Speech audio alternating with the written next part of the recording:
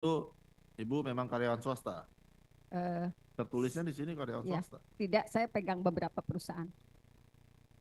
Warga negara Indonesia ya. Ya, Ibu kenal dengan para pemohon itu?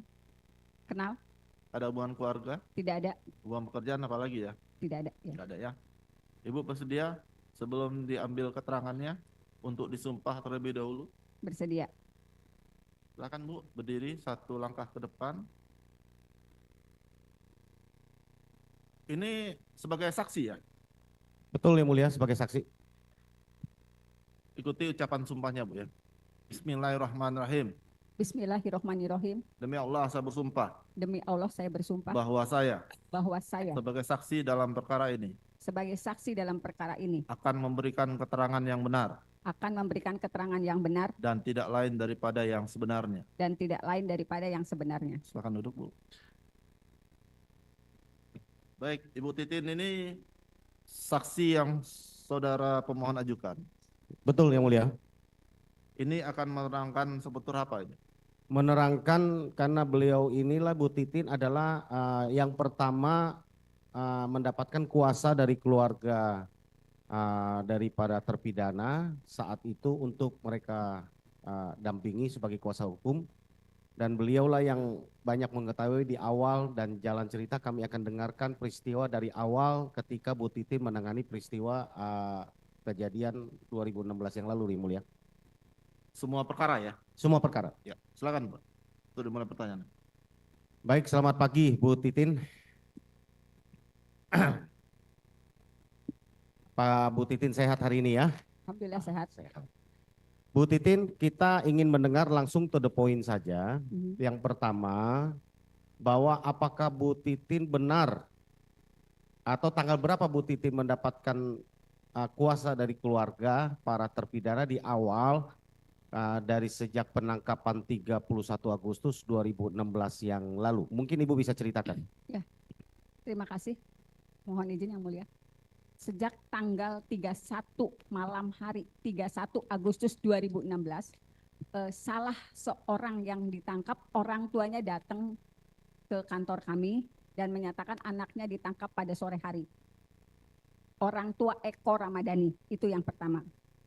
Selanjutnya, secara berturut-turut saya mendapatkan kuasa dari 7 tersangka lain dari tanggal 31 Agustus sampai tanggal 5 September 2016. Mohon izin yang mulia saya buka berkasnya. Boleh? Terima kasih.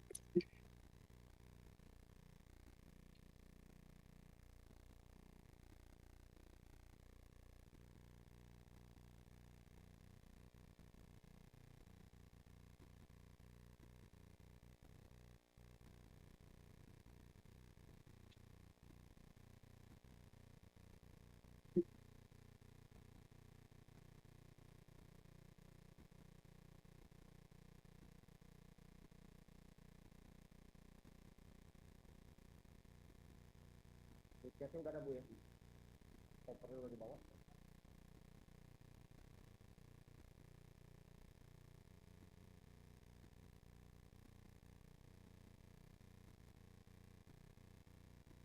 Ini langsung ke Thailand.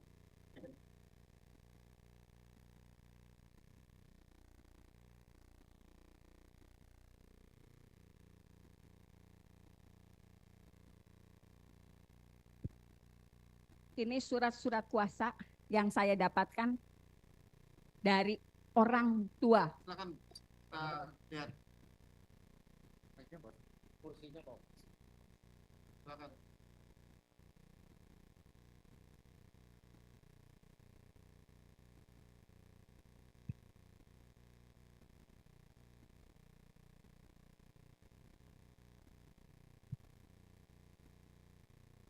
Yang pertama kali Eko.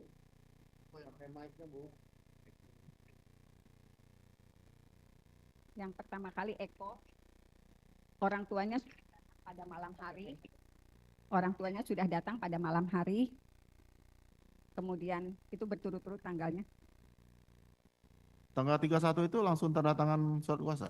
Tanggal 31 itu karena orang tuanya sudah datang, saya datang tanggal 1 September ke Polres Cirebon Kota. Enggak, maksud saya itu Tanggal Tanggal 1 ditandatangani oleh Eko-nya. Eko. Ya. Oh berarti belum tanda tangan surat kuasa Ya. pada saat itu ya? Itu karena malam harinya orang tuanya datang memberikan identitas, saya ketik di tanggal itu. Nah yang lainnya ketik di tanggal yang saat ditandatangani.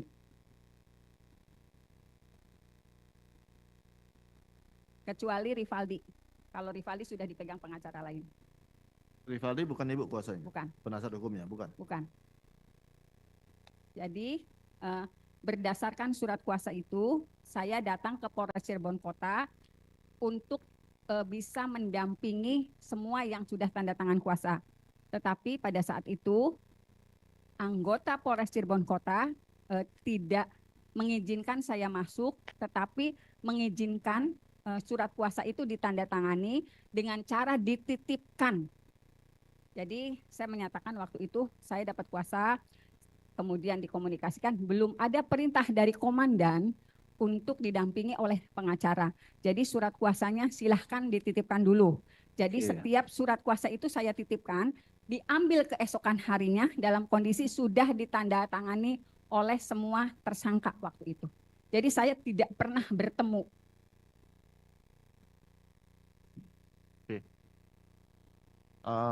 Ada yang mau ditanyakan? Silakan Pak.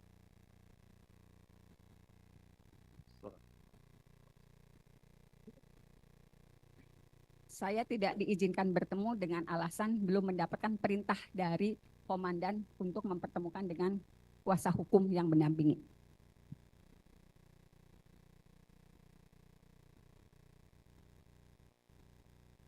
Ada pertanyaan? Ya, tanggal 1, tanggal 2, saya hampir setiap hari ke situ karena memang kan surat kuasa yang ditandatangani tanggal 2, saya serahkan tanggal 2. Untuk Gitu. Eko tadi tanda tangan Kalau apa? Eko dari malam, karena Eko pertama kali orang tuanya yang datang ke kantor saya.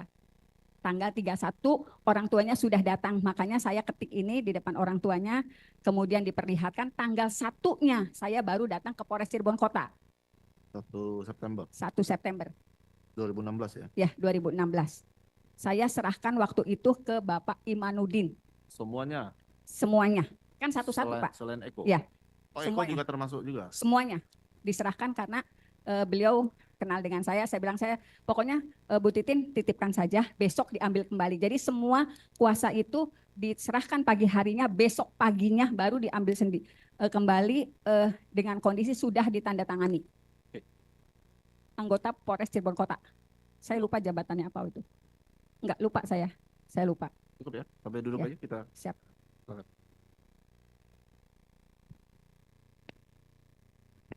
Baik, saudara saksi, saya lanjutkan.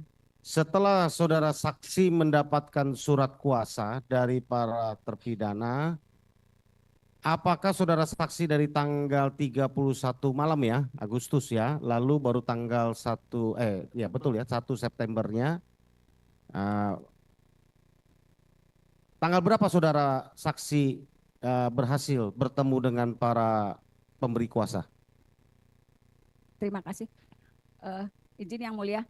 Ya. Jadi setelah mendapatkan seluruh kuasa, saya akan datang berturut-turut dari tanggal 1, tanggal 2, tanggal 3. Tetapi pada tanggal 2 sudah beredar foto-foto semua tersangka saat itu, semua yang ditangkap itu dalam kondisi babak belur.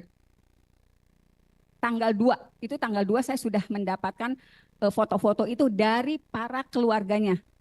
Itu kan membuat kekhawatiran keluarga. Saya tetap datang ke Polres Cirebon Kota, saya memaksakan waktu itu kapan saya bisa mendampingi. Pas tanggal 3 saya ke sana, dikatakan kalau mereka sudah dititipkan ke Polda Jabar pada tanggal 3 September 2016. Tetapi kan karena memang belum seluruhnya yang nanda tangan kuasa, berarti di situ masih ada kuasa yang tanggal 5. Itu pun tetap ditandatangani. Silahkan yang mulia barangkali diperlihatkan kepada apakah 5 September. Atas nama siapa? Saya lupa yang mulia di situ sudah ini. Ya. Ini bukan? Ya. Ya. Ini tanggal 5. Ya, atas nama Jaya, ya. Ya. Apa betul ini surat kuasa? Ya, surat kuasanya ini. Ya. Ya. Ya. Iya, dua-duanya. Ya.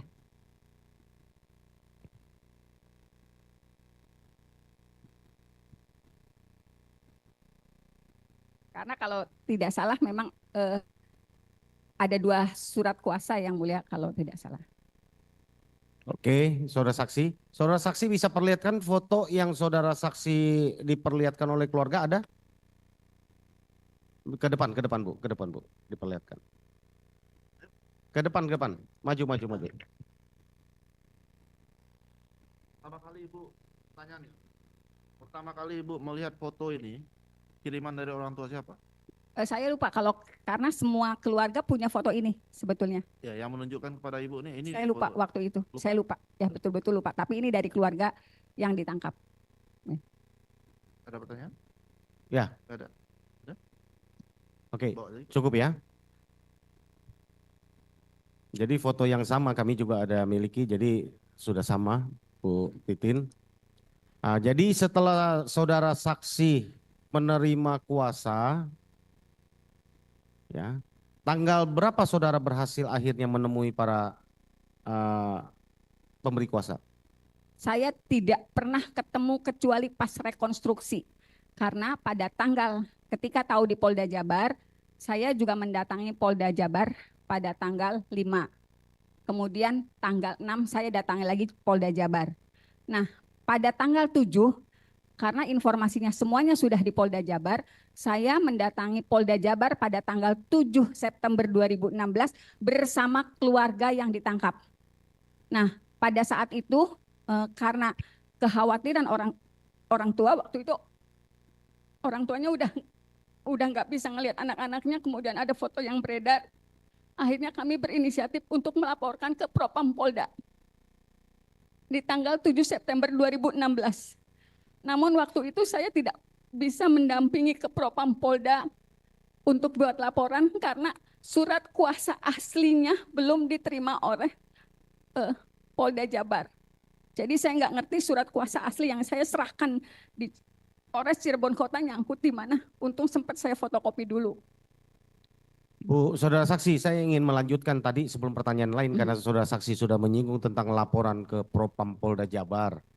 Kami ingin mendengar keterangan dari saudara saksi, apakah laporan saudara saksi diterima, lalu apa proses lanjutan dari Propam Polda Jabar setelah menerima laporan dari saudara saksi? Bisa dijelaskan?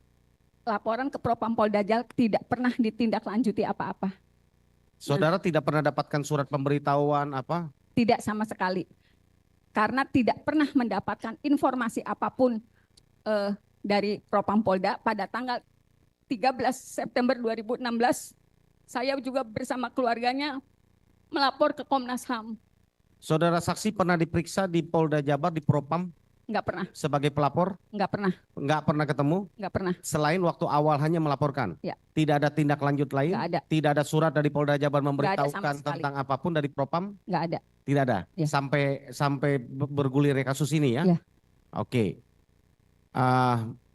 Mohon dicatatkan mulia, ini keterangan sangat penting karena di dalam fakta persidangan ada kesan bahwa ini perkara Eko sudah pernah diperiksa secara etik di Propam Polda Jabar mengenai penganiayaan terhadap para terpidana terdahulu. Mengenai dari keterangan saudara saksi ini ternyata laporan dari kuasa hukum saat itu dari para terpidana belum pernah diproses. Laporannya di Propam Polda Jabar. Untuk dicatatkan saja di berita acara persidangan. Makasih yang mulia. Kemudian saudara saksi, kami ingin menggali lagi, bertanya, setelah tidak berhasil bertemu lalu saudara saksi ke Komnas HAM. Ya. Ya. Lalu apalagi yang saudara saksi lakukan? Ke Komnas HAM sebetulnya pengaduannya lebih rinci. Karena di situ dinyatakan kalau foto-foto ini juga dilampirkan ke Komnas HAM, kemudian juga di situ juga disebutkan ada Saka Tatal yang anak, kemudian juga disebutkan penangkapan yang tidak sesuai prosedur, semuanya disebutkan. Laporan pengaduannya arsipnya masih ada pada saya. Ada respon dari Komnas HAM? Responnya Komnas HAM pada tanggal 7 Januari 2017 mengirim surat ke Polda Jabar untuk mengklarifikasi apa yang saya sampaikan di tanggal 13 September 2016 ke Komnas HAM. Jadi setelah 4 bulan berarti ya? Ya. 4 bulan ya, baru 4 bulan. direspon ya? Bukan direspon, Komnas HAM mengirim surat kepada Polda Jabar untuk mengklarifikasi laporan saya. Iya, artinya baru direspon oleh Komnas HAM kan? Ya. Saudara saksi melaporkan kan bulan September. Ya, tanggal Baru ada 13 surat Komnas HAM ke Polda Jabar bulan Januari kan? Januari 2017. Ya, artinya 4 bulan sesudah saudara saksi melaporkan ke Komnas HAM. Ya. Sebelumnya tidak ada surat dari Komnas HAM atau apa? Tidak ada, karena surat itu juga diterimanya pada bulan Januari. Oke. Surat yang saudara saksi laporkan juga diterima bulan Januari maksudnya? Enggak, surat yang Komnas HAM meminta klarifikasi ke Polda Jabar, kan tembusannya Saudara dikirimkan juga saksi saya. punya dokumen ya, tanda menyerahkan surat ke Komnas Punya. HAM tanggal berapa ya? Oke. Punya semua. Makasih. Ya. Saudara saksi sesudah saudara saksi melaporkan ke Komnas HAM ya, kan dijawabnya di Januari. Lalu yang kembali ke September ya. Tanggal berapa akhirnya berhasil bertemu dengan para terpidana dan siapa? Saya tidak pernah bertemu dengan semua terpidana terdakwa waktu itu sampai mereka rekonstruksi. Tetapi pada tanggal 15 September 2016, karena kan saya juga nyimpen nomor handphone, waktu itu masih handphone model klip. Saya waktu itu berulang-ulang karena saya terus cari tahu siapa yang bisa saya akses di Polda. Saya orang Cirebon, nggak ada akses ke Polda. Akhirnya saya dikasih nomor penyidik Polda Jabar yang orang Indramayu. Pada tanggal 15 September 2016, karena saya terus memohon agar saya bisa mendampingi dan hanya pada penyidik yang dari Indramayu itu mau yang berkomunikasi dengan saya. Namanya Pak Dodi. Pada tanggal 15 September 2016, saya dikasih kabar besok Sakatatal tahap 2 tanggal 16 September 2016. Saya kaget, loh kok udah tahap 2? Karena informasinya tanggal 15, di dalam surat kuasa itu kan saya tergabung dengan pengacara senior. Waktu itu saya menyampaikan, Pak, di tanggal 15 September setelah saya nerima telepon akan ada pelimpahan tahap 2. Saya bilang, Pak, besok Sakatatal dilimpahkan tahap 2. Saya nggak pernah ngedampingin. Waktu itu pengacara senior bilang, Tin, kamu pegang perkara ini sendiri. Apapun resikonya, kamu pegang sendiri. Mohon maaf, saya nggak bisa nyebutnya nama karena udah almarhum. Kemudian, kenapa Bapak nggak mau sidang? Si AA karunya sudah dipanggil. Saya nggak usah pakai mic yang mulia.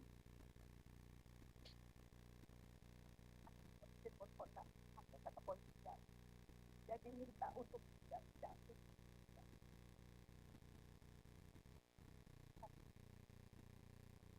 Pakai mic aja Bu. Terbuka.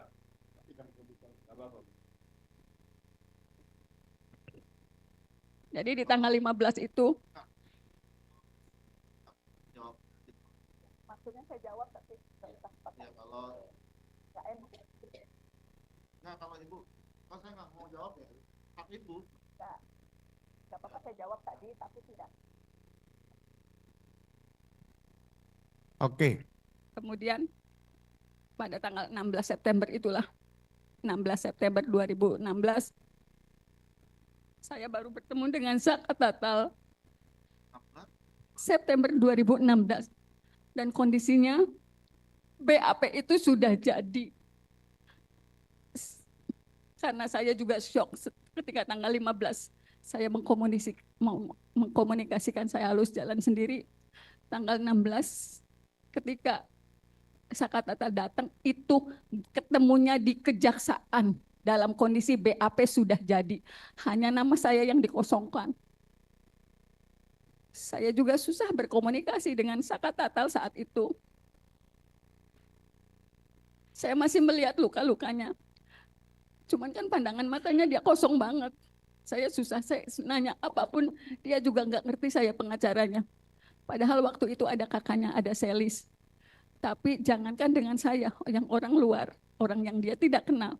Dengan Selis juga, Saka, kamu apa yang terjadi? Dia nggak bisa cerita. Saka masih anak-anak waktu itu 15 tahun.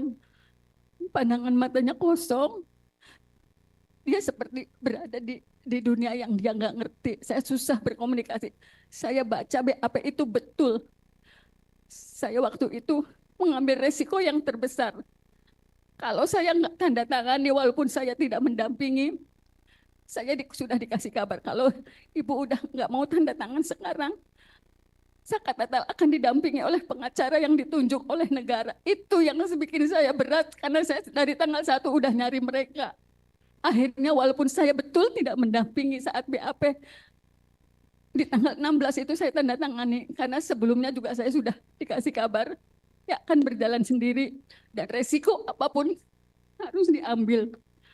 Kalaupun ini saya berdampak pada profesi saya sebagai pengacara, saya siap dihukum.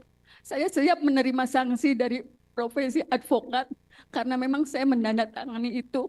Karena saya juga udah berusaha banget untuk mendapatkan mereka sebelum saya ketemu Sakatatal di tanggal 16 September. Dan itu sebetulnya ditandatangani itu di Kejaksaan Kota. Kejaksaan Kota Cirebon di kantornya. Saya ruangannya lupa, tapi itu memang ditandatangannya di kantor kejaksaan. Nah setelah itu, kalau tidak salah, jaksa waktu itu membuat satu dokumen lagi yang menyatakan kalau Sakatatal melakukan pemukulan. Itu pun saya nggak bisa konfirmasi ke Saka, betul nggak kamu melakukan itu? Karena betul-betul Sakatatal dalam kondisi yang susah diajak bicara. Saya tahu banget bagaimana dia ketakutannya saat itu. Jadi ada berkas lagi, tapi dokumennya saya nggak punya karena itu kejaksaan yang pegang, yang menyatakan Sakatatal memukul. Saya juga terpaksa menandatangani kalau tidak ditandatangani Sakatatal akan dipilihkan pengacara yang ditunjuk oleh negara.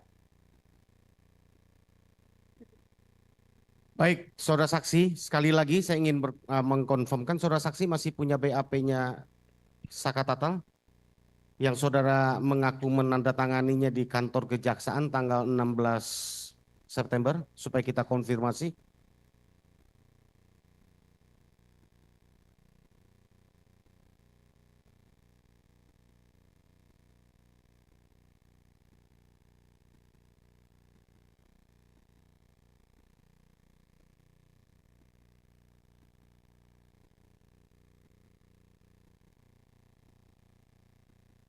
Ini yang penting mulia, karena di dalam berkas memang BAP ada tanda tangan dari saudara saksi sebagai penasihat hukum, tapi dalam keterangannya tadi saudara saksi mengaku tidak menandatangani selama pendampingan, tetapi dia menandatanganinya tanggal 16 September 2016.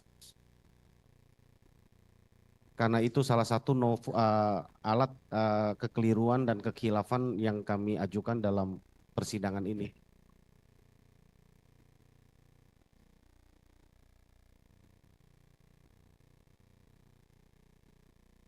Ada. Oke, ini aja Bu. Mungkin dihadirkan aja. Ya ini aja sama aja. Coba tanya tanda tangan Ibu bukan?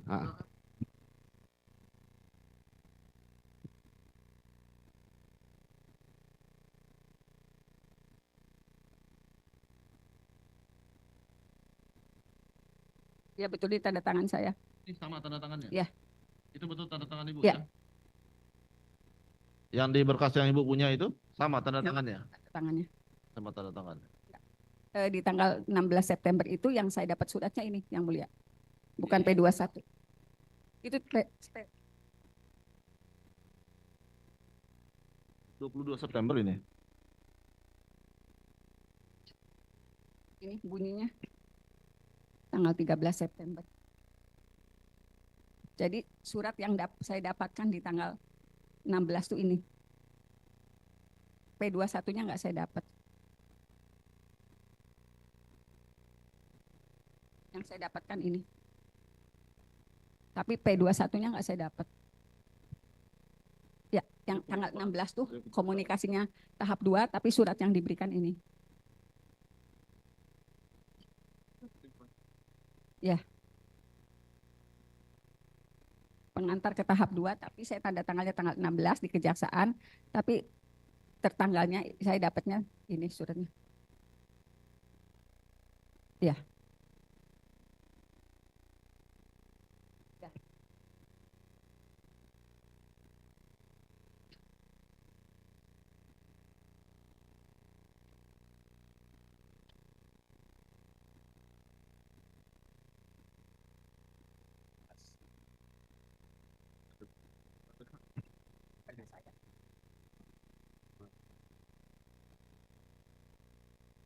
Ini sudah tanda tangan sudah jadi. Sudah jadi. Karena kalau saya tidak tanda tangan, kata kalau ibu nggak tanda tangan akan didampingi oleh pengacara yang ditunjuk negara. Jadi saya memang tidak mendampingi saat diketiknya BAP Sakatatal. Ya. Ya. Ini BAP Sakatatal. Ya, BAP Sakatatal. Walaupun di sini ada tulisannya, tapi saya memang tidak mendampingi pada saat pengetikan. Jadi ini dibawa dari Polda Jabar ke Cirebon dalam kondisi sudah jadi, tinggal tanda tangan saya. Ada pertanyaan termohon terkait surat ini? Cukup ya? Ya. Berarti semua surat tanda tangan di tanggal 16. Ya, tanggal 16 dengan informasi dari anggota Polda yang menyatakan ini tahap 2. Iya, tanggal 16 tahap 2. Karena ditandatangannya di ruangan kejaksaan. Cuman saya lupa ruangan apanya. Ini saya kembalikan lagi surat kuasa sama surat yang tadi baru ditunjukkan. Silakan Bu, duduk. Pak, duduk. Oke. Saudara saksi. Jadi yang di BAP tadi itu betul tanda tangan saudara ya, saksi ya? Ya, Di betul. BAP ya? Ya. Dan saudara saksi menandatanganinya bukan saat pendampingan di Polres Kota Cirebon ataupun di Polda Jabar ya? Bukan. Tetapi di Kejaksaan pada saat tahap 2. kejaksaan mana jelasnya? Kejaksaan Kota Cirebon. Kota Cirebon, Ya. tahap 2 ya? Tahap 2. Oke. Saudara saksi, berapa BAP yang saudara tanda tangani? Hanya untuk tersangka Sakatatal atau dengan terpidana lain? Hanya Sakatatal saat itu. Hanya Sakatatal Ya. saat itu. Saudara saksi bertemu dengan Sakatatal saat itu? Waktu tahap 2? Bertemu. Ketemu. Bagaimana keadaannya?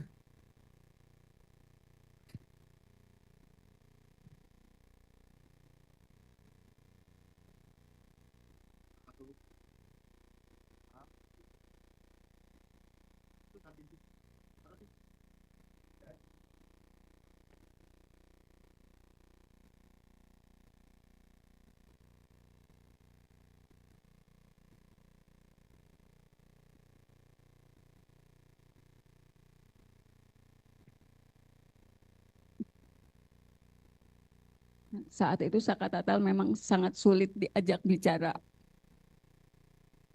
Jangankan oleh saya, tetapi juga oleh keluarganya. Waktu itu ada Selis.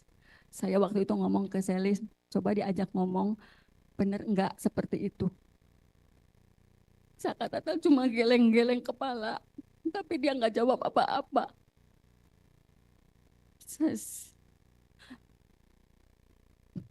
Dia juga masih kelihatan ada bekas luka-luka, bekas sundutan rokok di mukanya. Dan ketika komunikasi juga kita tidak dibiarkan, misalnya saya dengan Sakatatal dengan keluarganya, enggak selalu ada yang mendampingi dari pihak kepolisian.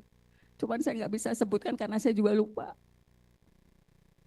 Jadi memang kondisinya betul-betul sangat kelihatan syok.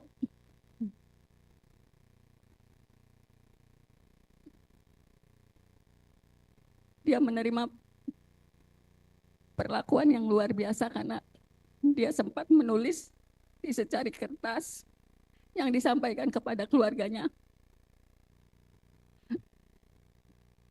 Teteh, saya disiksa, disetrum, disuruh minum air kencing.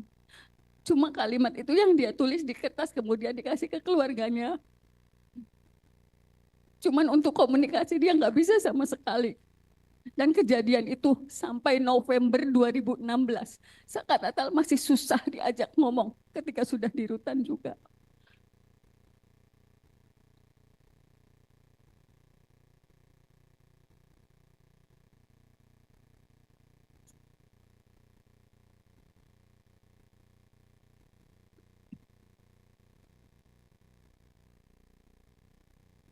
Sudah, saudara saksi, cukup. Kami ingin mengetahui tersangka yang lain di awal kan para keluarganya memberikan kuasa kepada saudara saksi selain Saka Tatal. Apakah yang lain itu saudara saksi berhasil menemui dan kapan berhasil menemuinya?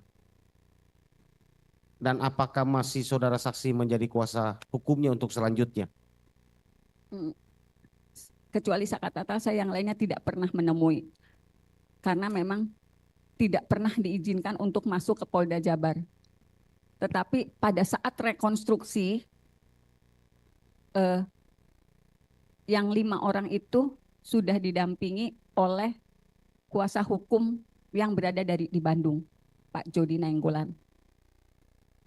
Apakah Pak Jody tidak terkonfirmasi mengenai kuasa yang diberikan oleh saya nggak paham. Tapi pada saat rekonstruksi barulah saya dan keluarga semua terpidana melihat anak-anak itu dibawa ke Cirebon. Termasuk Sudirman? Ya, termasuk Sudirman. Kami mendengar saudara saksi pernah di dalam podcast mengatakan saudara dekat sekali dengan Sudirman. Bagaimana bisa ceritakan terpidana Sudirman?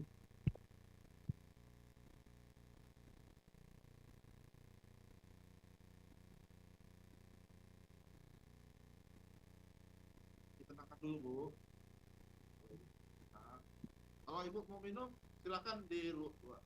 Saya kasih tempat. Kalau di sini mungkin duduk. Nggak boleh duduk. Kalau mau di Ibu, Pak saya izin angkat diri mau minum dulu ya. Habis kok. Bisa lanjut. Angkat dulu. Pak Ibu merasa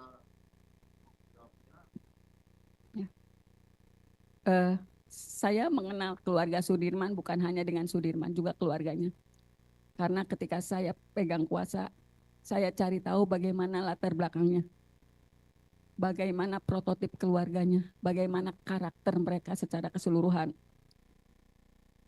Pada saat itu yang saya lihat, ibu dan ayahnya Sudirman, mohon maaf, bukan orang yang pandai berkomunikasi. Ketika saya datang untuk mencari tahu bagaimana karakter yang ada, cuma mereka nangis karena mereka meyakini Sudirman adalah anak yang baik. Saya juga terinformasi kalau Sudirman, kalau mereka sih bilangnya idiot. Jadi Sudirman tuh gampang disuruh-suruh orang. Kalau dia main bersama teman-temannya, dia lebih sering dibully dan disuruh ngapa-ngapain, misalnya ngambilin minum, ngebeliin jajan. Itu Sudirman tipenya seperti itu. Tetapi saya juga dapat informasi dari yang lain, dari tetangganya, Sudirman tidak pernah bergaul dengan yang lain. Jadi dia di rumah, kemudian ke musola, selalu sholat berjamaah, dan mainnya tidak jauh dari lingkungan rumah. Oke. Itu yang saya terima dari keluarga Sudirman. Walaupun untuk informasi itu pun saya sangat sulit menggalinya karena memang keluarga Sudirman itu, mohon maaf kalau saya bilang, mungkin gennya untuk tingkat kecerdasannya tidak terlalu luar biasa. Saya melihatnya seperti itu karena sampai hari ini pun kalau saya berkomunikasi dengan ibu bapaknya itu sangat sulit sulit untuk mereka mau berkomunikasi dengan baik. Saya harus pelan-pelan. Apalagi ibunya sama sekali, misalnya Sudirman dulu kayak gimana, belum apa-apa dia udah nangis. Gimana saya mau menggali masalah Sudirman ke ibunya. Saya dapat informasi semuanya dari kakaknya, Beni. Itu yang masih bisa menceritakan bagaimana Sudirman sebenarnya. Jadi mohon maaf kalau di lingkungan sekitar, itu Sudirman jadi bahan-bahan olokan karena dia, kalau orang Cirebon ngomong anak idiot. Gitu. Karena Sudirman itu lulus SD ketika dia berumur 17 tahun. Jadi nggak naik kelasnya sampai empat kali.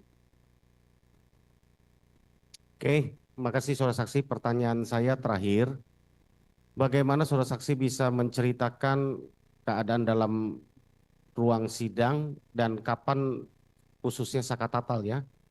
Nah, itu tanggal berapa dimulai sidangnya, lalu diputusnya kapan, saksi apa saja yang dihadirkan, dan bagaimana situasi sidangnya? Itu yang dari saya, mungkin bisa diceritakan. Sakatatal sidang tanggal 3 Oktober 2016. Putusannya tanggal 10 Oktober 2016. Hanya 7 hari sidangnya? Ya, setiap hari. Untuk kasus 340, itu yang pertama disidangkan ya, 1 bulan setelah dia dilakukan penangkapan. Tanggal 31 Agustus ditangkap, 3 Oktober Sidang. sudah disidang. Ya, tanggal 10 sudah putusan. Tanggal 10 Oktober sudah putusan. Ya. Ya, lanjut cerita.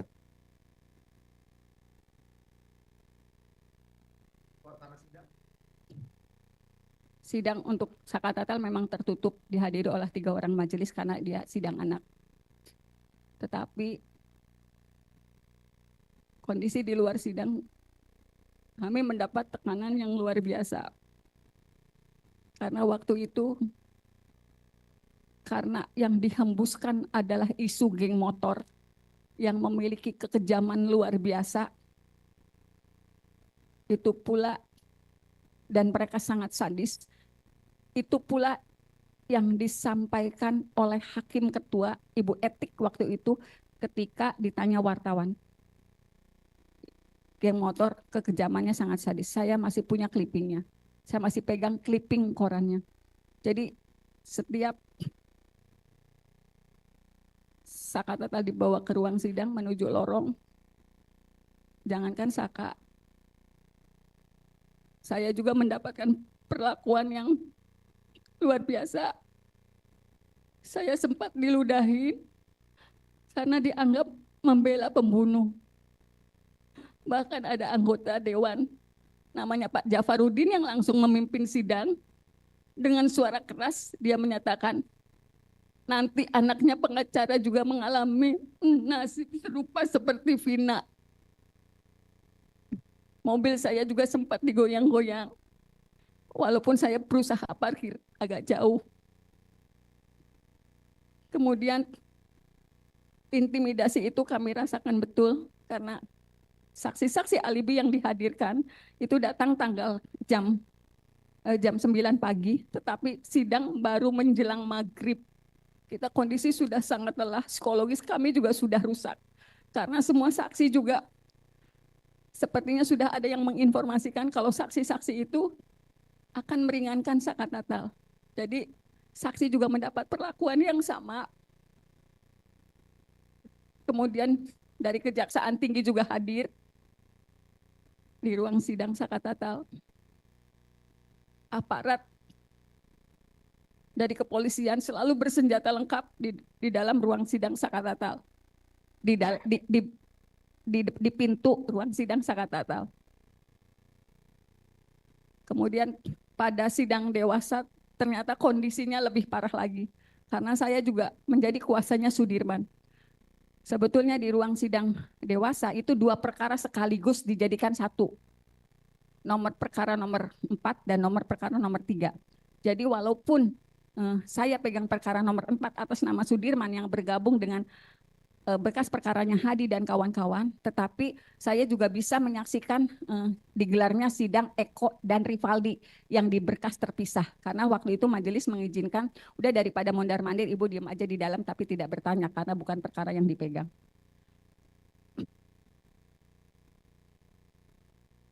Kalau dalam sidang TK hari ini, jaksa selalu menanyakan apakah ada penganiayaan, pemukulan oleh hakim dan jaksa. Sebetulnya saya yang bisa bercerita. Secara psikologis kami dirusak betul-betul oleh penyidik yang masuk dengan membawa pistol untuk memberikan keterangan. Dan jaksa sama sekali tidak pernah memerintahkan pistol itu ditaruh. Justru yang ngomong pistol itu disimpan karena kekhawatiran justru dari pengacara. Kemudian juga ada seorang penyidik yang ada seorang anggota kepolisian yang waktu itu dijadikan saksi karena sebetulnya di sidang dewasa anak-anak sudah menyatakan saya disiksa, saya disetrum, terpaksa mengakui sesuai BAP karena sudah ditulis di papan tulis. Itu sebenarnya sudah disampaikan di sidang 2016. Saya disuruh minum air kencing, sebetulnya sudah, dan itu saya cantumkan dalam pledoi saya sebetulnya. Tetapi semua diabaikan oleh majelis. Kemudian juga ada seorang, saya lupa namanya, dia masuk, mohon maaf, kalau waktu itu kami melihatnya dia dalam kondisi yang tidak stabil.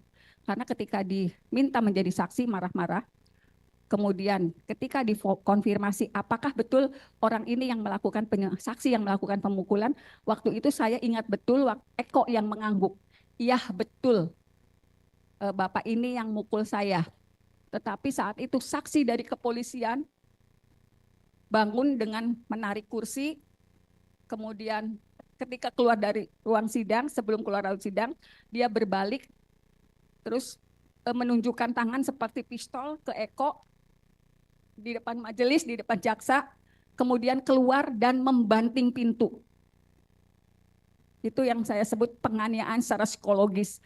Dan itu tidak siapapun berani menegur. Hakim waktu itu menjelaskan, mohon maaf, harap dimaklumi karena yang bersangkutan sedang sakit. Jadi hakim yang membela pada saat itu ketika, ya saya lupa orangnya. Saya lupa siapa. Jadi hakim ketua yang menyatakan dimaklumi aja karena yang bersangkutan sedang sakit. Demi Allah saya katakan itu yang sebenarnya. Ada Cindy Sembiring yang juga hadir di ruang sidang dan merupakan pengacara Rivaldi. Boleh dikonfirmasi ke semua termohon. Siap, pemohon. Saya lupa yang mulia, saya lupa. Atas perkara yang nomor 4 dan nomor 3. Karena kan sidangnya sebenarnya jadi satu, ya?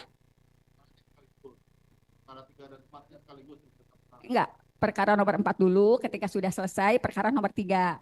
Nah saya tuh walaupun perkara nomor 3 saya tidak keluar dari ruang sidang gitu. Yang perkara nomor 3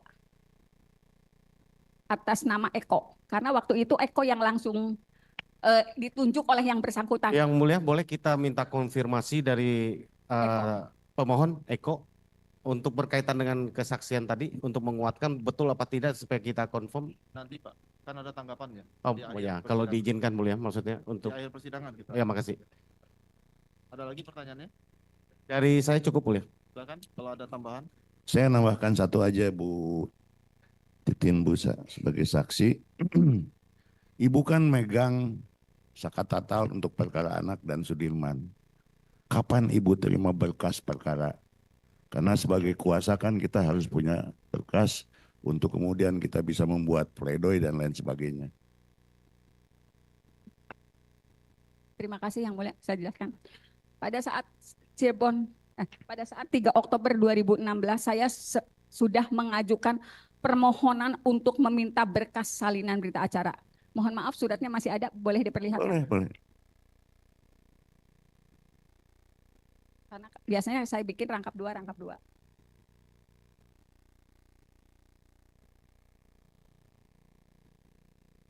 3 Oktober pada sidang.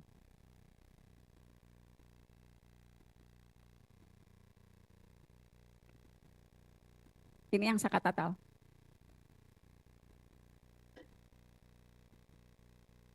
Ini permohonan untuk berkas perkara Sakatatal. Ya, di pengadilan. Saya ajukan ke majelis ya, di ruang sidang.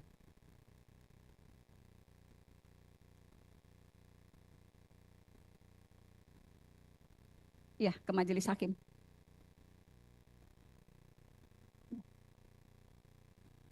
Ya, sidang pertama. Itu tanggal 3 3 Oktober 2000. waktu pertama kali sidang ya. Tetapi saya tidak diberikan, dan waktu itu panitera hanya memberikan 2 BAP atas nama Dede dan Aep. Selebihnya saya tidak terima apapun berkas Sakatatal yang harus saya perdebatkan di persidangan.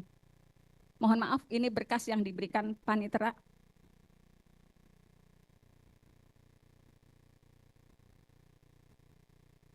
Diberikan. Ya, Ya, Ibu. Ya. tanggal 4 diberikan ini, hanya ini 2 macam ini. Ya, karena setiap hari sidang. Depannya mana ya? Ya, ini Aep. Hanya 2 ini yang diberikan. Dengan alasan waktu itu belum selesai dijilid. BAP, Dede dan Aep.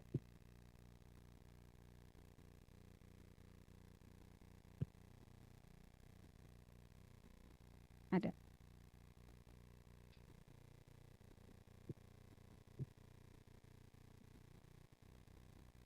Ada. Yang di saya ada. Ini yang di Sakatatal.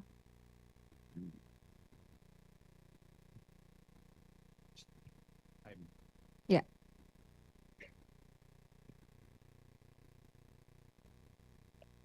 Ada lagi yang mau ditunjukkan? Ada. Enggak, yang selain yang tadi masih ada yang ditunjukkan lagi? Iya masih. Jadi yang Ibu terima itu berkas dari perkara yang lain kan? Bukan. Ini berkas ini yang tebal itu diberikan pada saat Kan yang sidang saya dibuka. tanya, kan Ibu mohonkan kepada majelis untuk insahel lah istilahnya gitu loh, berkas-berkas. Umumnya kan langsung ya silakan dengan panitera biasanya gitu ya. Nah yang Ibu terima kan kemudian diberikan oleh panitera itu berkas itu. Bukan, nggak diberikan. Yang diberikan hanya 2 ini, BAP Iya. Dede dan Aep. BAP Dede dan Aep. Iya, itu kan bukan berkasnya. Iya. Bukan kan? Berkas yang di perkara lain kan? Enggak, kan keterangan Dede dan Aep Jadi hanya itu yang Ibu dapat. Ya, hanya diberinya hanya BAP-nya Dede dan Aep. Apa Ibu nggak minta lagi? Saya sudah ini, tapi memang belum selesai dijilid. Karena kan sidang juga cepat katanya, nanti juga diberikan belum, setelah itu. belum selesai dijilid tapi udah di sidang. Sidang. Ya. Agak kurang paham saya. Tapi oke lah. Ya. Alasannya belum selesai dijilid. Tapi sudah disidangkan. Iya. Berapa kali Ibu minta permohonan untuk mengkopi atau Ya, setiap menginsahil sidang juga saya berkas? minta ke panitera, kan kalau surat resminya sudah saya berikan ke majelis. Tetap sampai akhir Ya. sidang tidak diberikan kecuali yang 2 ini. Ya, ketua kecuali BAP-nya Dede dan Aep. Kan memang kalau sidang anak itu Cepat. peradilannya cepat ya Bu. Ya kalau seminggu saya pikir nggak masalah juga gitu. Pertanyaan saya adalah bagaimana Ibu membuat pembelaan untuk perkara ini? Kan Saya Ibu nggak pegang berkas. Ya. Fakta persidangan juga apa adanya gitu. Bagaimana Ibu bisa merunut dari awal kejadian sampai adanya pembunuhan? saya membuat pledoi itu berdasarkan keterangan saksi yang sebetulnya terus diarahkan. Jadi gini, pada sidang Sakatatal yang dimintai keterangannya itu Sakatatal terlebih dahulu. Keterangan terdakwa terlebih dahulu, kemudian keterangan saksi belakangan, saksi alibinya belakangan. Jadi saya membuat pledoi ini hanya berdasarkan keterangan-keterangan di sidang. Tetapi karena keterangan Sakatatal sebagai terdakwa diminta lebih dahulu, ketika saksi bersaksi hanya majelis waktu itu Ibu Etik selalu mengatakan Saka sudah ngaku. Jadi semua diarahkan sesuai dengan BAP. Bahkan ketika salah seorang saksi menyatakan pada pukul 10 malam itu Sakatatal ke bengkel, saya ingat betul.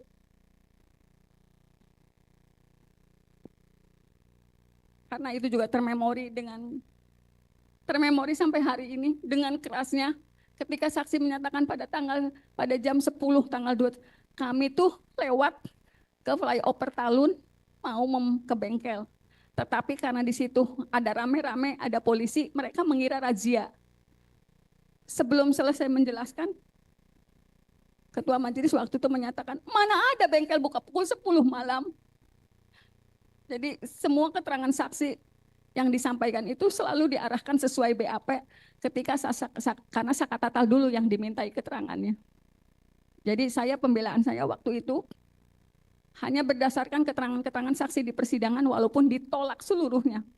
Kemudian seperti yang saya sampaikan tadi pada tanggal 15 September 2016 saya sudah harus menghadapi sendiri ketika saya menyusun pledoi. Itu kan nomor perkara yang dicantum. Saya ngetik pledoi itu, tetapi nomor perkara yang dicantumkan waktu itu nomor perkara 16. Karena ngetiknya di kantor, mungkin waktu itu karyawan tuh masukinnya nomor pendaftaran surat kuasa. Saat saya menjadi kuasanya Sakatatal 195 itu nomor surat kuasa. Ketika saya membacakan pledoi, setelah itu hakim menolak dengan alasan tidak pernah memeriksa perkara nomor 195, padahal itu nomor surat kuasa. Jadi saya pada saat pembelaan dianggap tidak melakukan pembelaan. Karena kita menyatakan banding, saya terima berkas banding jaksa tanggal 26 Oktober 2016, karena kan banding. Saya nerima berkas banding jaksa tanggal 26 Oktober 2016. Karena tetapi jaksa menyerahkan memori banding itu tanggal 24 Oktober 2016. Saya baru terima berkas memorinya tanggal 26. Saya menjawab memori banding, kontrak memori banding jaksa sekaligus menyerahkan memori di tanggal 31 Oktober 2016. Tetapi dalam putusan di tingkat banding, ternyata memori banding dan kontrak memori banding saya oleh pengadilan negeri tidak pernah diserahkan ke pengadilan tinggi. Saya punya dokumennya kalau saya pernah menyerahkan memori banding dan kontra memori banding, tetapi oleh pengadilan negeri. Punya dokumennya mana coba?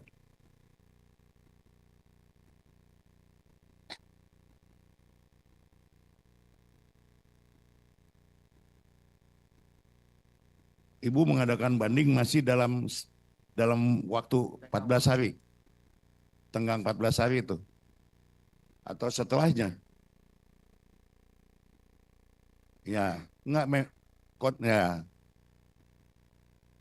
7 hari. Ya. Anak. Kan waktunya 7 hari.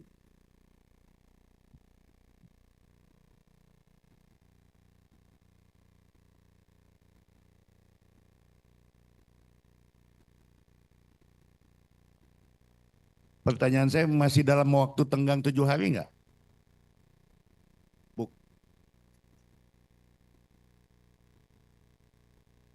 Ada waktu vonis, langsung ibu menyatakan banding gitu.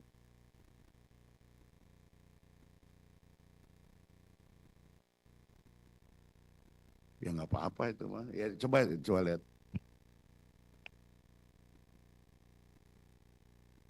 Nggak, kita mengkorek ini supaya kita tahu bagaimana pengadilan pada waktu itu berjalan gitu loh. Apakah sesuai dengan KUHAP atau dan lain sebagainya gitu. Silakan.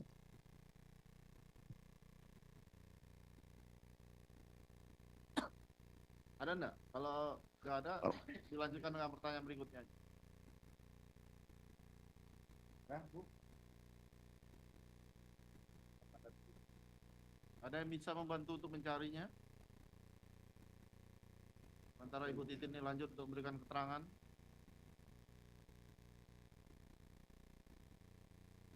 Oh, nggak bisa. Yang penting buat kami adalah memori banding ibu sudah ada diterima oleh kejaksaan gitu. Oleh pengadilan. Ini memori banding. Sebelumnya Ibu nyatakan di sidang. Kan ditanyakan haknya anak pada saat kan anak kan.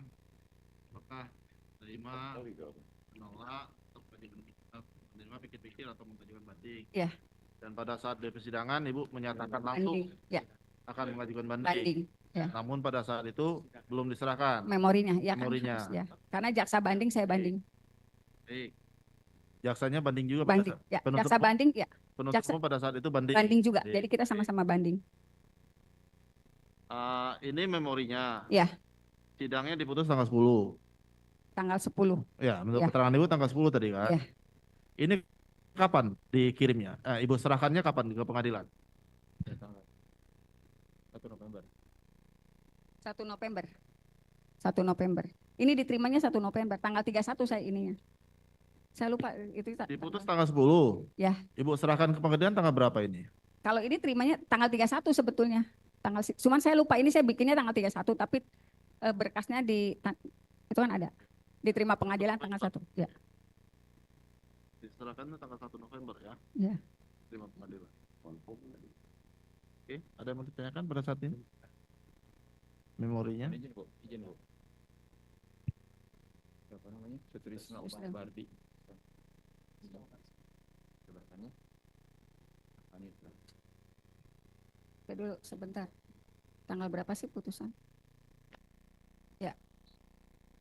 Ini kan banding. Iya. Ya banding. Cukup? Pak, mau lihat silakan.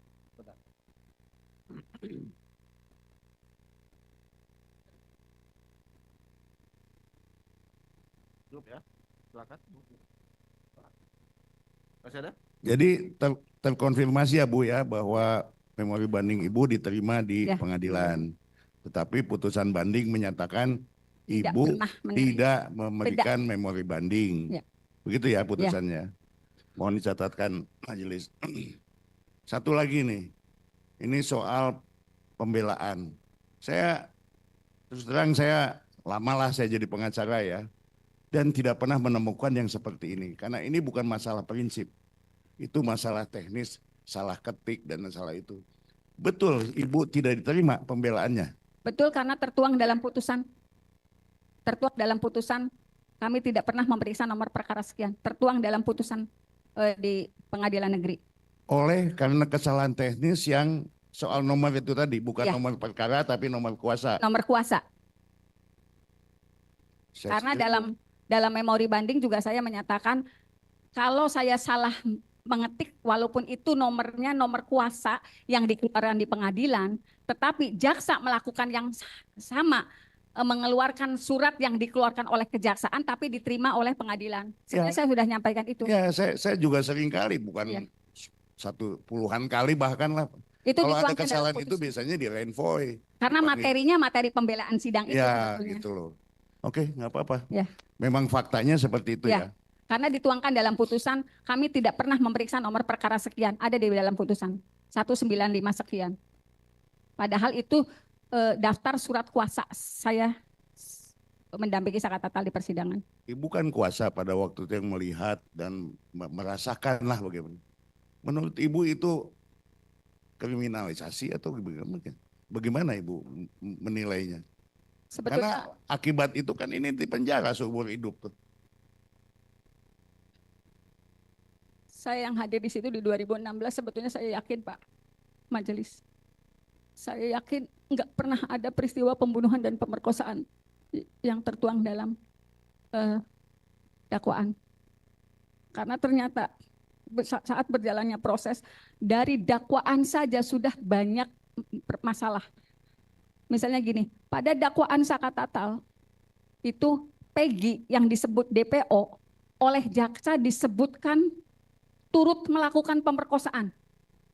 Tetapi di dakwaan nomor 4, Peggy hanya meraba-raba. Silakan itu diperiksa oleh kejaksaan.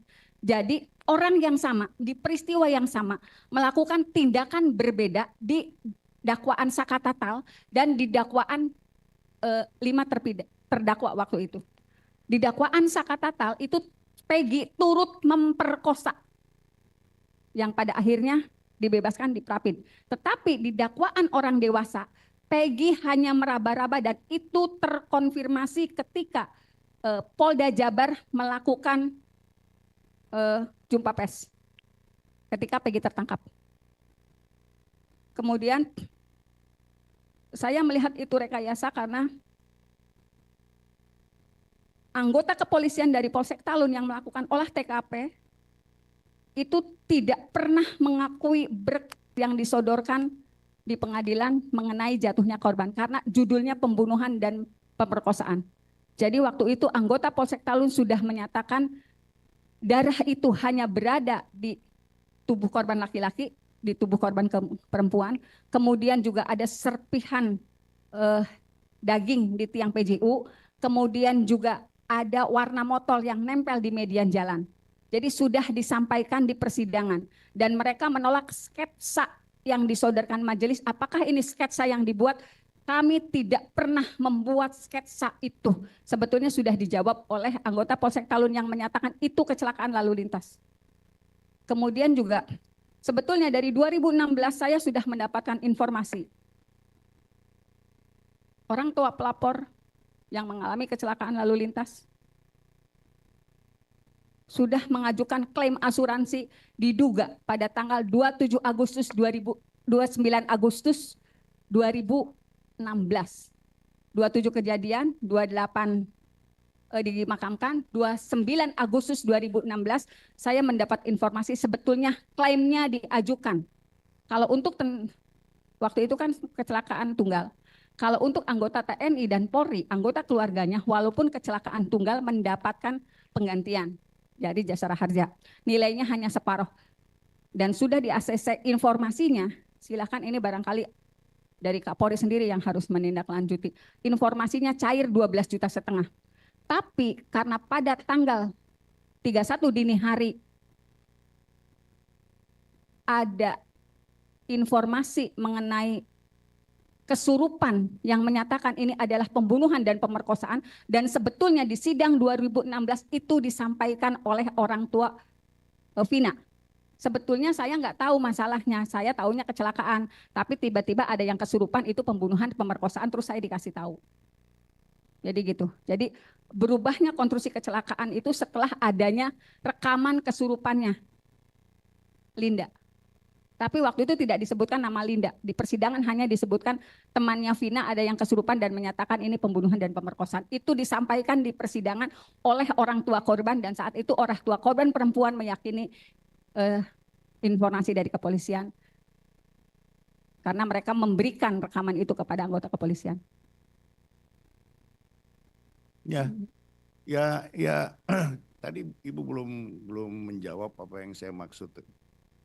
Kan Ibu yang merasakan dan melihat dan Ibu yang menjadi kuasa pada waktu itu sehingga A sampai Z-nya tentu Ibu tahu.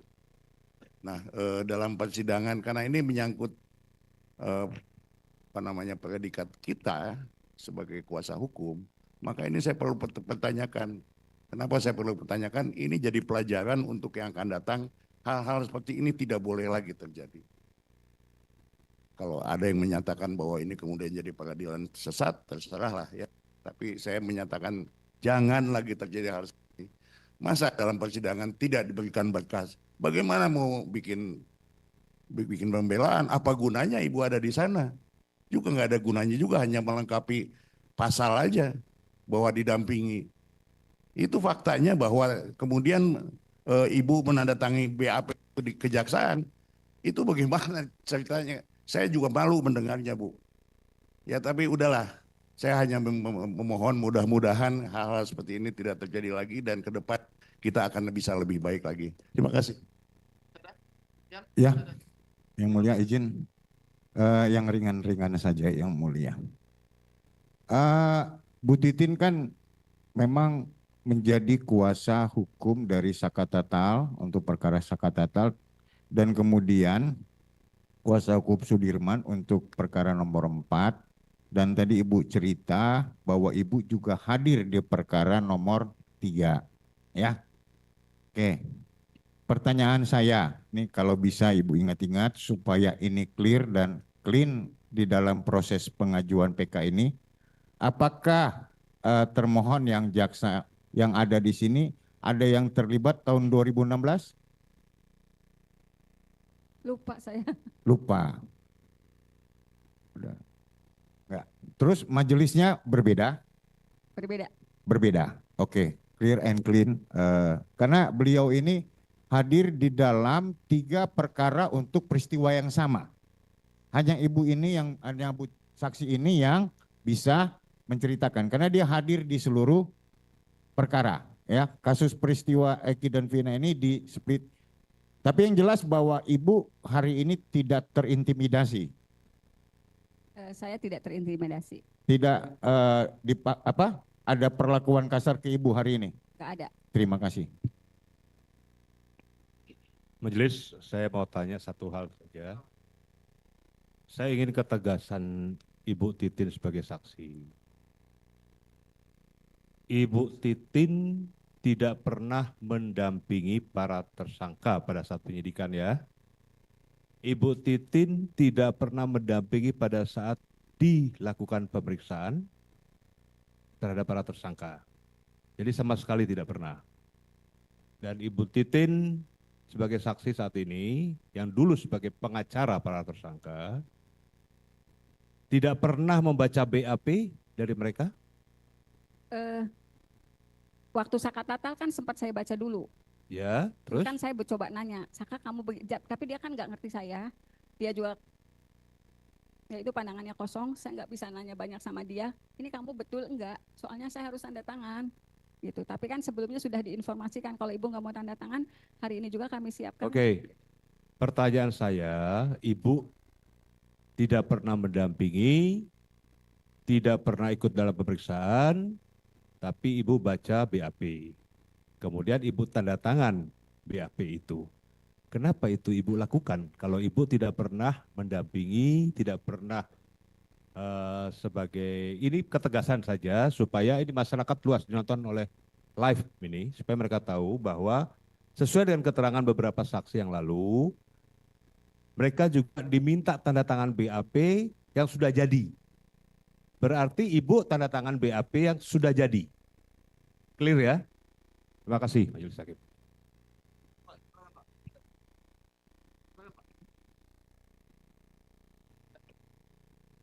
Baik, terima kasih Yang Mulia.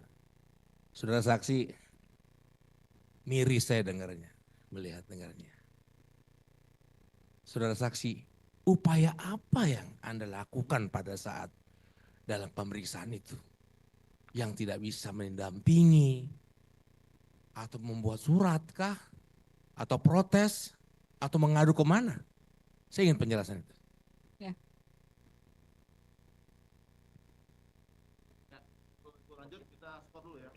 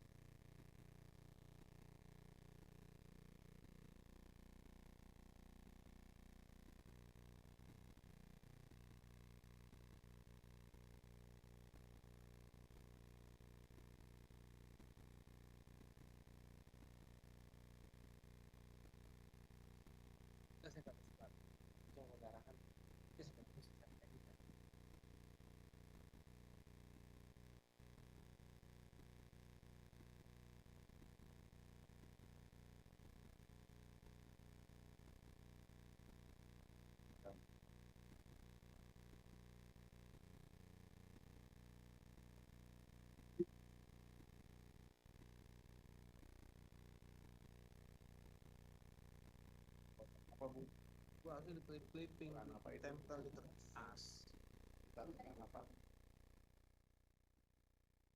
Oh, iya maksud saya tempel di kertas biar kelihatan rapi.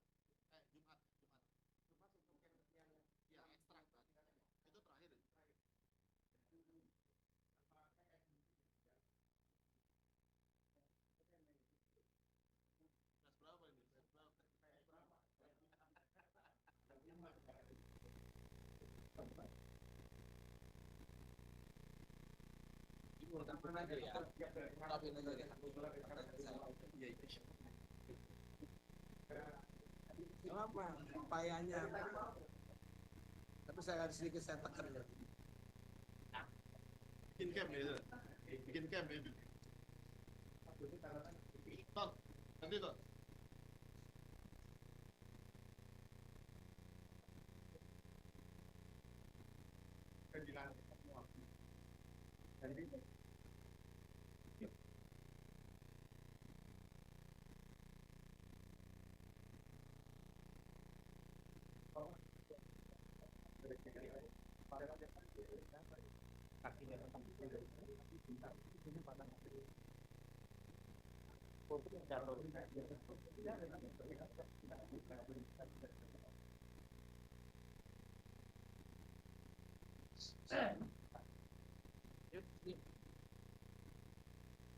Apa lagi, Bung?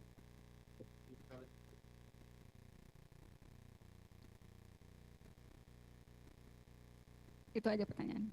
Belum. Ibu cari tiket pesawat aja dulu.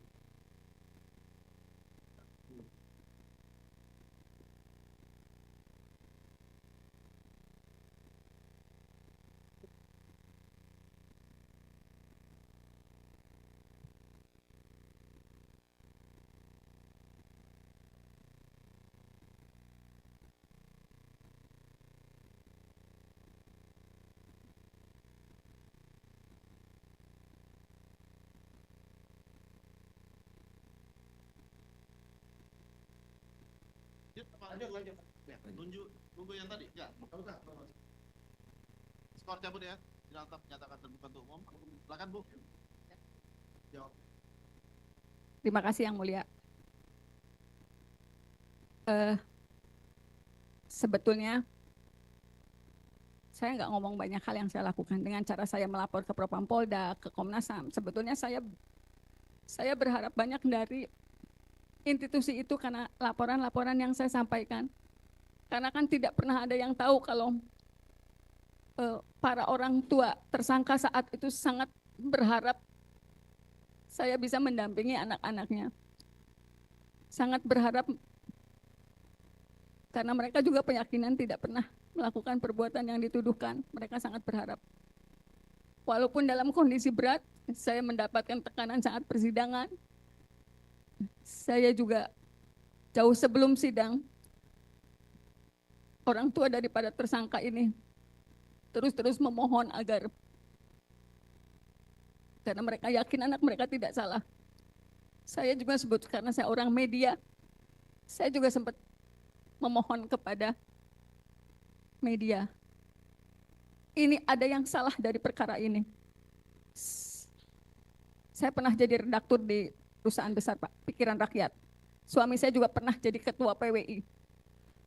Saya berharap dengan posisi saya sebelumnya, sebelum saya jadi pengacara, saya berharap dapat support dari teman-teman saya di media saat itu.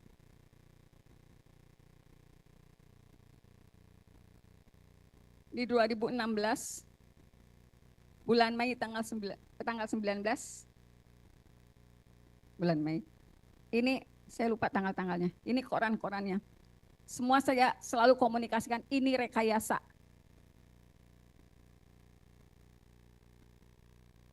Saka susah diajak komunikasi, saya selalu katakan ini ke media.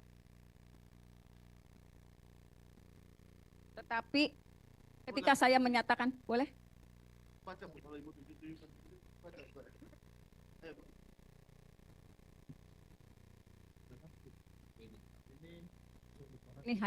Ini hakim yang Ibu Etik menyatakan hakim geng motor sadis dan kejam.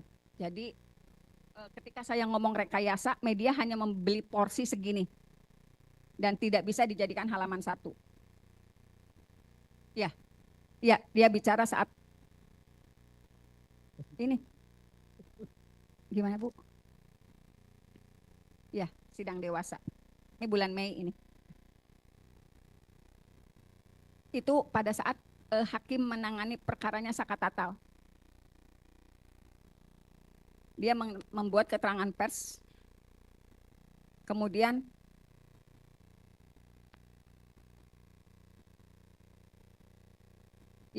Jadi kalau misalnya, karena memang sebetulnya ada instruksi untuk tidak memberikan porsi pada pengacara.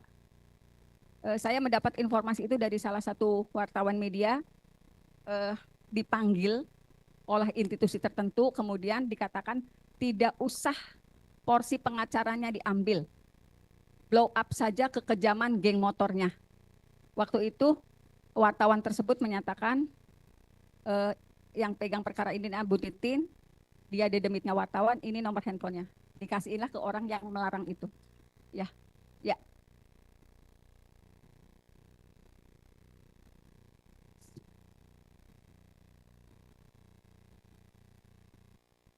Dibacakan?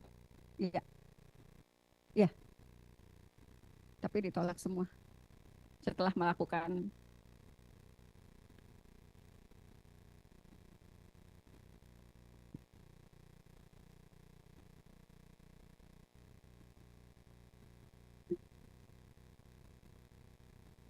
ini demo-demonya Bu. Saya punya 115, itu cuman handphonenya nggak kebawa.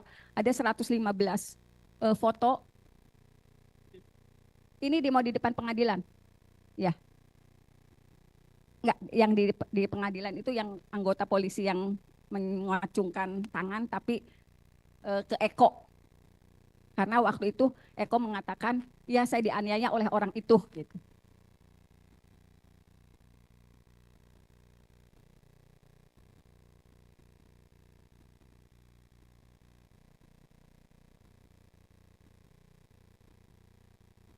Enggak ada nanti jadiin.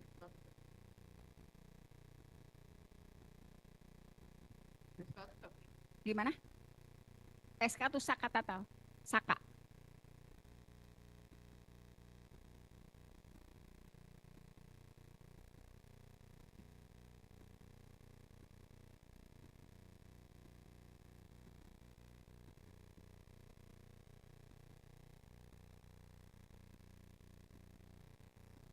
Beda.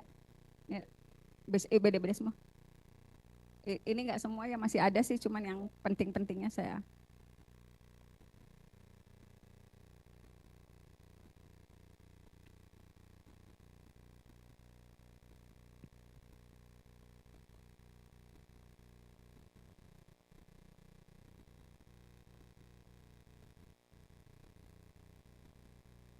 Ini nih, yang dakwaan berubah tuh ada.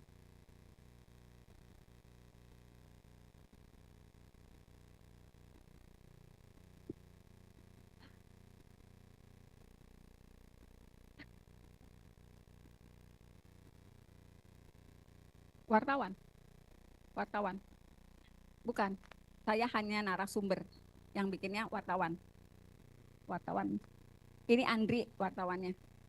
Ada nama inisialnya, karena saya kenal satu-satunya. Ini wartawan Radar. Ya. Karena kan kalau wartawan kan posnya, kalau saya pengadilan punya wartawan sendiri. Biasa kepolisian kejaksaan satu wartawan. Kemudian ekonomi wartawan lain gitu. Jadi kalau wartawan kriminal pasti kejar kimpol. Dulu istilahnya kepolisian kejaksaan kehakiman. Jadi pasti punya wartawan sendiri, punya pos-posnya sendiri. Kita ngomongnya pos. Ini bukan saya yang bikin, ini wartawan yang bersangkutan. Ya, ya. Pas dakwaan pertama. Bukan, kalau dari BAP penganiayaan, kedakwaan 340. Ya. BAP-nya ya 170. Bukan. Bukan. Dari BAP-nya 170, kedakwaannya 340. 340.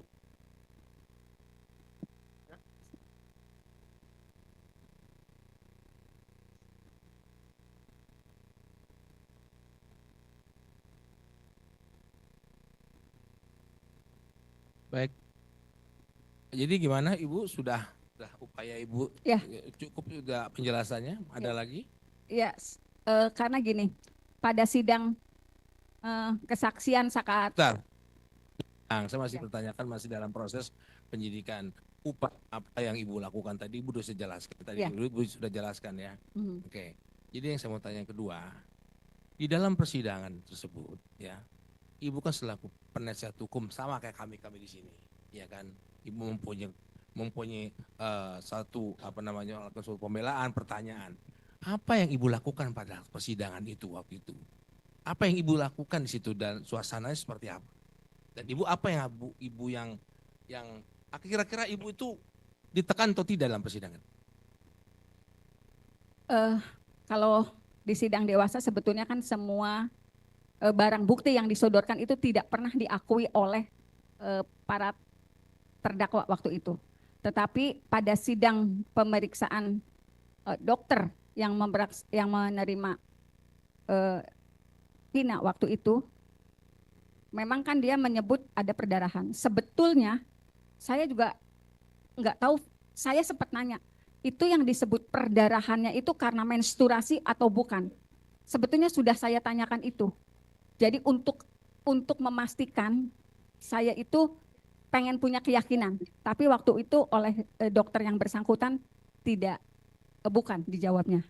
Kemudian juga saya berusaha meyakinkan kalau para terdakwa itu tidak terlibat dalam perkara ini. Saya waktu itu memohonkan kepada majelis, saya bilang saya hafal betul daerah itu, ada antara 5 sampai 7 CCTV, itu saya ingat betul, saya nanya seperti itu di sidang tanggal 17 Februari 2017. Saya meminta agar majelis meminta kepada jaksa untuk menghadirkan CCTV. Nah, saat itu yang dihadirkan kan para orang yang melakukan penangkapan. Waktu itu dijawab di sidang 17 Februari 2017, kalau CCTV itu sudah ada, tetapi tidak bisa dibuka karena gelap. Itu yang pertama, jawaban anggota yang melakukan penangkapan. Karena waktu itu saya gini, untuk meyakinkan saya sebagai kuasa hukum, kalau peristiwa itu ada, untuk meyakinkan majelis, untuk meyakinkan jaksa, saya mohon CCTV daerah itu dibuka karena ada 7 CCTV di situ. Kemudian dijawab seperti itu oleh anggota yang dihadirkan sebagai saksi, Gugun Gumilar, dan karena waktu tanggal 17 Februari 2017 itu semua saksi yang melakukan penangkapan yang dihadirkan. Jadi saudara saksi sempat menyampaikan itu di persidangan. Ya, meminta rekaman CCTV dibuka. Yang pertama jawaban anggota kepolisian, CCTV tidak bisa dilihat karena gelap. Jadi saksi sebagai PH masih sempat memberikan? Bukan, saya meminta paksa. Meminta, ya. Gitu kan. Kemudian CCTV tidak bisa dibuka, jawaban anggota yang lainnya tidak bisa dibuka karena anggota Polres Cirebon tidak ada yang memiliki keahlian untuk membuka CCTV. Nah, Baik. Waktu itu juga saya memohonkan kepada majelis apakah bisa mendatangkan ahli untuk membuka CCTV. Baik, itu lagi. Dalam ruangan sidang, saudara saksi sebagai penasihat diintimidasi atau tidak? Karena gini, karena tadi saudara saksi mengatakan dijaga ketat, ada yang bersenjata, ya. Ada nggak saudara saksi diperlihatkan dipelototin oleh itu sih? Itu aja, silakan. Ya. Begini yang mulia, saya wartawan kepolisian, kejaksaan, kehakiman di Polres Sumber. Suami saya ketua PWI, wartawan kepolisian, kejaksaan di Polres Kota Cirebon. Jadi saya dengan suami sama-sama punya pekerjaan yang sama tapi beda pos liputan. Saya memang kenal dengan beberapa anggota tetapi kan tidak terlalu dekat. Saya paham betul ketika misalnya saya datang, ada anggota yang megang senjata, kemudian juga ketika saya masuk, dia ngelihat saya dengan cara yang sangat Di mana berdiri? Di mana? Di dalam? Di luar atau di langsung pengunjung atau di dalam atau di mana? Kan berdirinya di pintu sidang, di pintu. Dalam pintu persidangan masuk. mulai seperti ini? Ya. Jadi kalau saya masuk nongkrongnya di depan pintu sambil begini sambil sidang sudah dimulai? Ya. Sidang sudah dimulai? Baru pas masuk sidang. Nah itu selalu seperti itu pada sidang Sakatatal. Jadi semua. Artinya saudara saksi dipelototin atau bagaimana? Ya dipelototin. Jadi nggak nyaman lah ya saudara Nggak saksi. nyaman. Jadi Ah. seorang saksi sebagai penasihat hukum gak nyaman ya, diintimidasi. Dan itu agak berubah ketika rekonstruksi. Saya ingat betul peristiwanya ketika rekonstruksi, saya waktu itu minta diantar suami saya. Enggak, maksud saya yang di dalam persidangan aja, bukan rekonstruksi. Ya, maksudnya kan gini, sama kan ketika rekonstruksi kan sama. Sama, misalnya kondisinya semua pengacara tuh mendapat perlakuan tidak nyaman karena semua gerakannya tuh seperti diperhatikan betul. Nah, ketika rekonstruksi, saya mau ngambil berkas, saya minta kunci lah ke suami saya. Saya bilang, ngambil kunci. Kebetulan suami saya sedang ngobrol dengan anggota Polres Kota Cirebon. Terus tanya, itu siapa? Istri saya. Hah? Istri kamu? Nah, dari situ melototnya mulai berubah. Gitu. Jadi mungkin tahu suami saya juga wartawan dan ketua PWI, kemudian jadi mulai enggak sekeras dulu ketika dia belum tahu istri dari ketua PWI itu. Dari awal keras banget, tapi setelah itu agak turun. Jadi sebetulnya kenapa saya ingat betul, karena buat saya juga tekanannya luar biasa majelis. Sebetulnya kalau misalnya yang tahu hadir di situ bukan cuma pengacara kok, jaksa juga dalam kondisi tertekan. Saya yakin betul kita betul-betul tidak nyaman ketika bersidang. Kalaupun mohon maaf sekarang jaksa bersikeras tetap meyakinkan peristiwanya ada. Sebetulnya jaksa yang hadir di situ nggak nyaman tahun itu. Yakin gitu, saya sih yakin betul. Sekarang bagaimana kita misalnya hakim tidak bisa memarahi ada anggota yang membanting pintu di ruang sidang dengan alasan maklumi saja. Padahal waktu sidang Sakatatal, dalam catatan saya yang dihadirkan itu Supri dan Jaya. Itu menyatakan saya terpaksa mengakui karena ditodong pistol oleh Bapak Rudiana. Ada kok di catatan saya, walaupun memang tidak terakomodir dalam putusan. Itu di mana ditodongnya? Waktu itu kan diminta sebagai saksi. Bukan di Betul. persidangan. Bukan di persidangan saat di Polres Cirebon Kota. Saya terpaksa, sebentar saya lihat catatan dulu. Ingat-ingat aja Bu ya, terus ya saya mau Nanti korek saya terus. bongkar catatannya. Oke. Karena dia menyatakan saya ditodongi pistol oleh Bapak. Tapi Ibu Rudiana. sendiri sempat ditodong nggak? Ya. Ibu sempat ditodong nggak? Dibentak-bentak nggak? Kalau saya Saksi. enggak, cuman memang pandangan ajanya yang kabuk. Saya bilang, kenapa kemarin ngelihat saya kayak mau nelen? Saya sempat ngomong gitu sih ke anggota kepolisian. Kenapa sih ngelihat saya kayak orang menelan aja gitu. Gitu. Baik yang mulia. Cukup, makasih. Satu aja ya. Izin majelis. Sebagaimana tadi kita sudah dengar ya, dan juga kesaksian daripada saudara Sakatatal dan para terpidana yang lain, memang tidak pernah ada pendampingan dalam BAP penyidikan mereka ketika di Polres ya. Jadi prinsip Miranda Rules itu memang tidak diterapkan. Nah, yang saya ingin ketahui penegasan lagi, kapan saudara saksi itu sebenarnya mulai mendampingi saudara Sakatatal? Karena Sakatatal pun menyampaikan sebenarnya dia nggak pernah tahu tuh, nggak pernah kenal siapa kuasa hukumnya.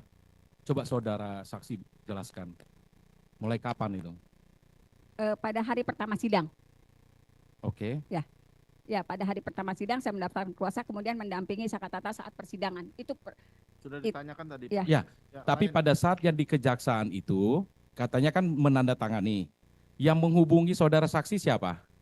Bapak Dodi dari Polda Jabar. Ya, karena kan begini sebenarnya. Kalau penyerahan tahap 2 artinya semua berkas sudah lengkap, kan gitu. Ya, kalau ada yang masih kurang kan masih petunjuk sebenarnya kan. Nah, Ibu dihubungi oleh polisi. Ada tidak dorongan dari yang bersangkutan mengatakan bahwa isi BAP itu benar? Sehingga Ibu tanda tangan. Ya seperti disampaikan, ini Saka sebenarnya sudah mengakui Bu. Dia bilang kok udah tahap 2, saya bilang kan saya belum mendampingin. Yang dewasa juga sudah mengakui semua perbuatannya. Jawabannya seperti itu. Itu. Jadi sudah disampaikan, iya. Oke, terima kasih. Terakhir ya. Satu aja, saya tadi nangkep penjelasan saksi soal ada saksi penangkapan yang dihadirkan. Artinya itu saksi yang menangkap, ya kan? Nah, kalau bandingkan dengan BAP-nya Rudiana, Tidak ada itu penangkapan. Yang ada dia mengamankan. Tapi faktanya di persidangan dihadirkan saksi penangkapan yang namanya Gugun dan seterusnya. Begitu ya. Tolong catat. Prinsip sekali ini. Ibu pernah mengajukan gerasi untuk para terpidana? Saya tidak pernah mengajukan gerasi karena setelah mereka vonis memang tidak ada komunikasi lagi mengenai nasib mereka gitu. Ibu pernah mendapatkan informasi mereka pernah mengajukan gerasi? Tidak pernah. Di tahun 2024 itulah saya ditanyakan oleh wartawan, Ibu pernah ngajuin gerasi? Enggak, saya bilang. Oh. Nah, saya juga konfirmasi ke keluarganya apakah dulu pernah mengajukan gerasi, mereka juga tidak mengerti. Jadi para terpidana pun tidak pernah mengajukan gerasi ya? Kalau Melalui pengacaranya tidak. melalui pengacara tidak ya? Tidak. Oke, makasih. Ya. Cukup ya. Silakan dari termohon. Ada pertanyaan? Silakan Pak. Cukup ya. Cukup. Dari pemohon ada yang mau ditanggapi keterangan Ibu ini? Eko? Ada yang ditanggapi?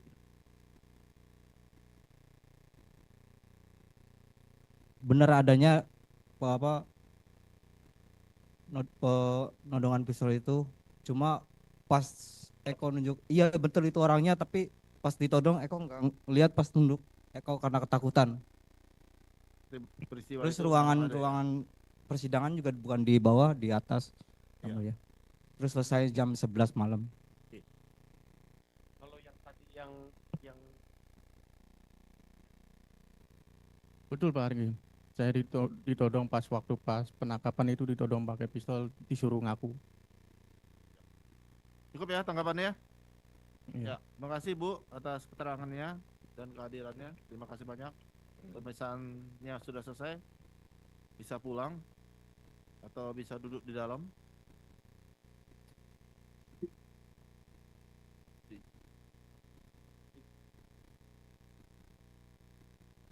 Dipersiapkan buktinya Pak. Kita lanjut bukti Rivaldi.